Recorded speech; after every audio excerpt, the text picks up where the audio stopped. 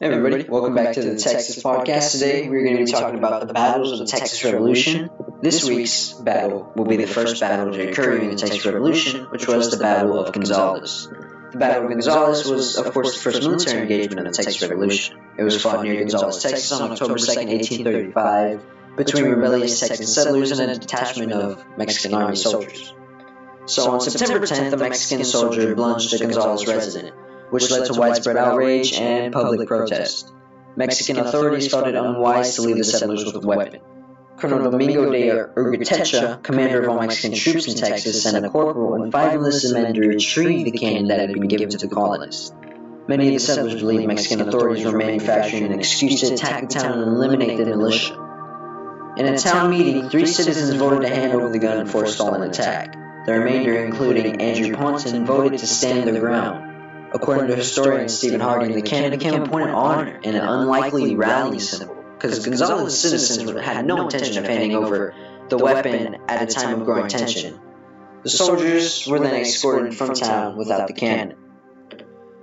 Ponton anticipated that Urtecha would send more troops to force the handover of the cannon. As soon as the first group of soldiers left Gonzales, Ponton sent a messenger to the closest town, Mina, to request help. Word quickly spread up to that 300 soldiers were expected to march on Gonzales. Stephen F. Austin, one of the most respected men in Texas and the de facto leader of the settlers, sent messengers to inform surrounding communities of the situation. Austin cautioned Texans to remain on the defensive, as any unprovoked attacks against Mexican forces could limit the support Texans might receive from the United States if war officially began. On September 27, 1835, a detachment of 100 dragoons led by Francisco de Castaneda left San Antonio de Bejar, carrying an official order for Ponton to surrender the cannon. Castaneda had been instructed to avoid using force if possible. When the troops neared Gonzales on September 29th, they found that the settlers had removed the ferry and all other boats from the Guadalupe River. On the other side of the swiftly moving river waited 18 Texans. Albert Martin, captain of the Gonzales Texan Militia Company, informed the soldiers that Ponton was out of town, and until his return, the army must remain on the west side of the river. With no easy way to cross the river, Castaneda and his men made camp at the highest ground in the area, about 300 yards from the river. 2 Texans hurried to bury the cannon, while others traveled to nearby communities to ask for assistance. By the end of the day, more than 80 men had arrived from Fayette and Columbus. Texan militia companies generally elected their own leaders, and the men now gathered in Gonzales invoked the right to choose their own captain rather than report to Martin. John Henry Moore of Fayette was elected leader, with Joseph Washington Elliott Wallace and Edward Burleson, both of Columbus, respectively elected second and third in command. On September 30th, Castaneda reiterated his request for the cannon and was again rebuffed. Texans insisted on discussing the matter directly with Urtecha, according to their spokesman. Until this was possible, the only answer I can therefore give you is that I cannot now and will never deliver to you the cannon. Castaneda reported to Urtecha that the Texans were stalling, likely to give reinforcements time to gather. In San Antonio de Bejar, Urtecha asked Dr. Lancelot Smither, a Gonzales resident in town on personal business, to help Castaneda convince the settlers to follow orders. When Smither arrived on October 1st, he met with militia captain Matthew Caldwell to explain that the soldiers meant no harm if the settlers would peacefully relinquish the cannon. Caldwell instructed Smither to bring Castaneda to town the following morning to discuss the matter. At roughly the same time, Moore called a war council, which quickly voted to initiate a fight. It is unclear whether the War Council was aware that Caldwell had promised Castaneda safe passage to Gonzales the next morning. Texans dug up the cannon and mounted it on cartwheels. In the absence of cannonballs, they gathered metal scraps to fill the cannon. James C. Neal, who had served in an artillery company during the War of 1812, was given command of the cannon. He gathered several men, including Almiron Dickinson, also a former U.S. Army field artilleryman, together to form the 1st Artillery Company of the Texans, the 25th Natchez Artillery. A local Methodist minister, W.P. Smith, blessed their activities in a sermon which made frequent reference to the American Revolution. As the Texans made plan for an attack, Castaneda learned from Cochita Indians that about 140 men were gathered in Gonzales, with more expected. The Mexican soldiers began searching for a safe place to cross the river. At nightfall on October 1st, they stopped to make camp 7 miles upriver from their previous spot.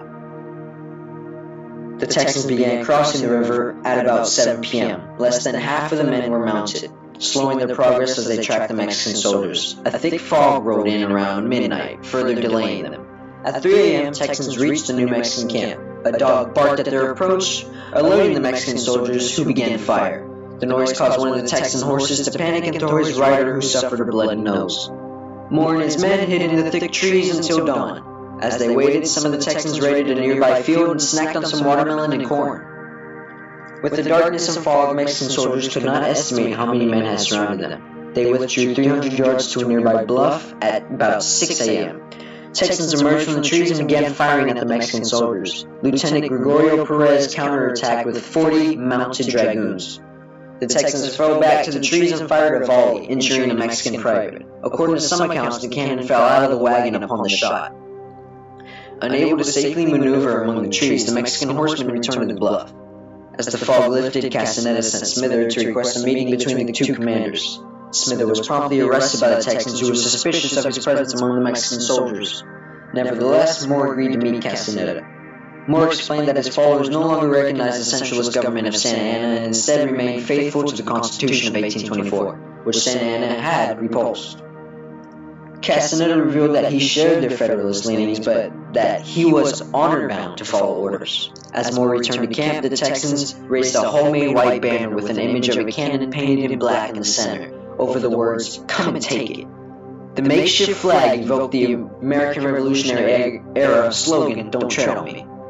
Texans then fired the cannon at the Mexican camp. Realizing that he was outnumbered and outgunned, Castaneda led his troops back to San Antonio de Bejar. The troops were gone before the Texans finished reloading the cannon. In his report to Urtecha, Castaneda wrote, "Since the orders from your lordship were for me to withdraw without compromising the honor of Mexican arms, I did so." 2 Mexican soldiers were killed in the attack. The only Texan casualty was that of a bloody nose suffered by the man bucked off his horse. This fighting soon urged the Texas Revolution, as the two skirmished between them two would soon lead out to battles all across Texas. Although the event was, as well characterized by Davis, an inquisitional skirmish in which one side did not try to fight. Texans soon declared it a victory over Mexican troops.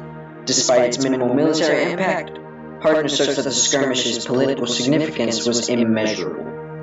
A large number of Texans had taken an armed stand against the Mexican army, and they had no intention of returning to their neutral stance towards Santa Anna's government.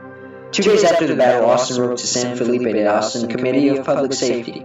War is declared. Public opinion has proclaimed it against a military despotism. The campaign has commenced.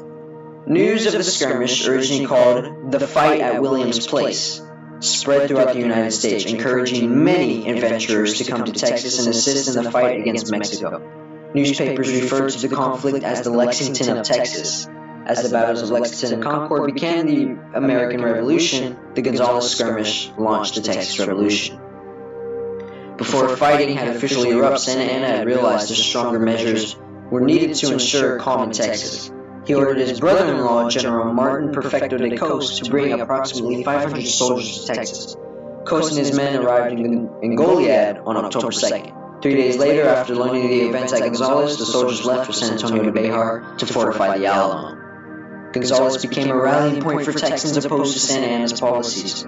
On October 11th, they unanimously elected Austin as their commander. Despite his lack of military training, the following day, Austin led the men on a march towards San Antonio de Bejar to lay siege to Cos's troops in the city and in the fort of the Alamo. By the end of the year, the Texans had driven all Mexican troops from Texas. But that's where I'll stop. There are more battles, but we'll get into the next battle next week. I hope you all enjoyed this. I want to thank you all for tuning in, and I'll see you all next time.